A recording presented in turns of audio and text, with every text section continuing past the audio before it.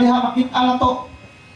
Ang daghang mga maagian na to nga tanang klase sa mga dili maayong kasinatian atong magian. Dunay usa ka alagad sa Ginoo, kuno atong mensahe karon in the book of 2 Chronicles